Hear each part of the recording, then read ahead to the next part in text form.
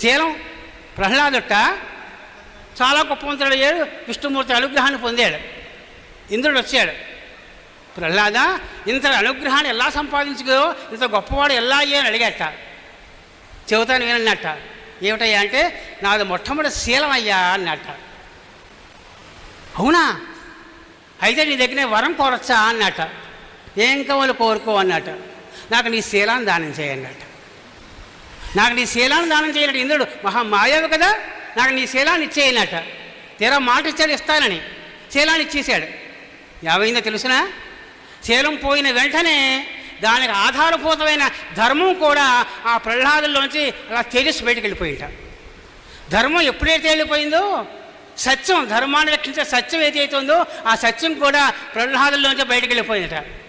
సత్యం ఎప్పుడైతే వెళ్ళిపోయిందో వాడి వృత్తం కూడా ప్రవర్తన ఆ పరివర్తనం కూడా బయటకు వెళ్ళిపోయింట. పరివర్తనం ఎప్పుడైతే వెళ్ళిపోయిందో వాడి బలం కూడా బయటకు వెళ్ళిపోయింట. ఇవన్నీ వెళ్ళిపోతే అసలు ఉన్న ఆధ్యాత్మిక సంపద ఏదైతే ఉందో ఆ సంపద కూడా బయటకు వెళ్ళిపోయాడు. దాంతో ప్రహ్లాదుడు నిర్వీర్యుడైపోయాడు, నిస్తేజుడైపోయాడు. ఒక గాడిద రూపాన్ని ధరించి సముద్రంలో విహారం చేయడం మొదలెట్టాడు. ఎవరైతే శీలం పోగొట్టున్నారో మన ప్రపంచంలో ఇంక దాని బతుకులు లేవు.